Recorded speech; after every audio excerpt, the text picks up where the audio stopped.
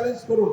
ঢাকা বিশ্ববিদ্যালয় আজকে যে শিক্ষকরা রিটায়ারমেন্টে যাচ্ছে এই 24-25-এ, তারা 40 বছর আগে 25 বছর বয়সে যদি তারা সেই 84-তে যোগদান করে থাকে, কারণ আমরা জানি যে আমাদের বন্ধুরা গিয়ে সেই 87-তে যোগদান করেছে, আমরা কিন্তু রিটায়ারমেন্টে যাচ্ছি না। সেই 84 সালে তারা 750 টাকা স্কেলে প্রভাষক হিসাবে যোগদান করেছিল, আর সেই সময় গ্রেড অন ছিল 3000 টাকা। আজকের এসে এই 24 সালে 40 বছর পরে 65 বছর বয়সে তারা অবসর হচ্ছেন। তারা কি পাচ্ছেন? যে অনতোষিক, যেটা গ্র্যাচুইটি আমরা বলি, উইদাউট গিভিং এনি সাবস্ক্রিপশন, তারা পাচ্ছেন বেসিক যেটি গ্রেড অনের 78,000 টাকা, সেই বেসিকের 45% ইন্টু 230, এই হিসাবে 8,73,000 টাকা তারা পাচ্ছেন এককালীন অনুতোষিক হিসাবে।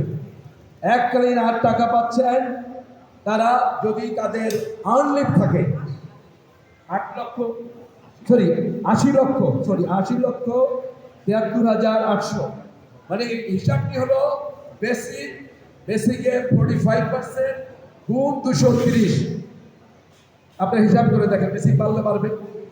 আর যদি আমাদের যদি আর্নলিভ পাওনা থাকে, তাহলে 18 মাস পর্যন্ত আমরা বেসিক পেতে পারি, তাতে হয় 14,98,800। আর আমরা যখন এনপিআরে থাকি, বেতন ভাতা যাবতীয় সুবিধা থাকো, এই মুহূর্তে একজন গ্রেড অনের বেসিক সব কিছু সহ 1,24,500 টাকা। এই 12 মাস এই হিসাব করলে এখানেও আমাদের বেশ কিছু টাকা আসে। আর হলো পেনশন পাচ্ছে, আমি বলছি আজকে এক্স্যাক্টলি টুডে যদি কেউ রিটায়ারমেন্টে যায়, টুডে, নট 30 জুন ইভেন, তাহলে সে পাবে 39,355 টাকা মাসিক পেনশন পাবে। এখন যে আমাদের যে সহকর্মী আজকের যোগদান করলো, যাকে আমরা ধরলাম 30 জুন যোগদান করলো, যাকে আমরা প্রচলিত ব্যবস্থায় রেখেছি 40 বছর পরে, তিনি কত টাকা পাবেন? আমি একটা শুধু গাণিতিক বিষয় বলি। সেই 40 বছর আগে আমাদের গ্রেড অন ছিল 3,000 টাকা, আজকের 78,000 টাকা, 26 গুণ বেতন বেড়েছে। এখন আজকের যে যোগদান করেছে 30 জুন পর্যন্ত, তাহলে আমাদের 40 বছর পরে 26 গুণ না হোক 10 গুণ বেতন বাড়বে। ইনফ্লেশন স্কেল আসবে। আমরা কি মনে করি? আমি বললাম 10 গুণ, 26-এর জায়গায় 10 গুণ করলে বর্তমান ব্যবস্থায় সেই 40 বছর পরে আমার সেই শিক্ষক পাবে, গ্র্যাচুইটি পাবে 8,07,30,000 টাকা।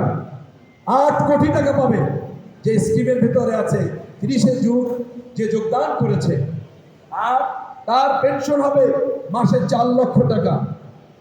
সব মিলাই আসে এককালীন পাবে প্রায় 10 কোটি টাকা, আর মান্থলি পেনশন পাবে 4 লক্ষ টাকা। কারণ মিনিমাম 10 গুণ বাড়বে।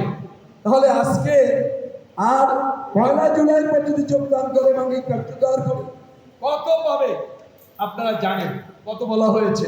তাহলে এর দুটোর কি কোনো তুলনা হয়? আরেকটি হলো, আমি 30 তারিখ যোগদান করেছি, আমার কোনো কন্ট্রিবিউশন দিতে হবে না। আমার ভাই 1 তারিখ যোগদান করেছে, তার যে প্রতি মাসে টাকাটা দিবে, সেই টাকাটা কে দিবে?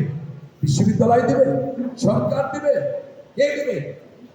আর সেই 40 বছর পরে সেই টাকার দাম কত হবে? সুতরাং যে পেনশনের পরিবর্তে যে এই যে সার্বজনীন পেনশনের কথা বলা হয়েছে, এটি কোনোভাবেই গ্রহণযোগ্য না।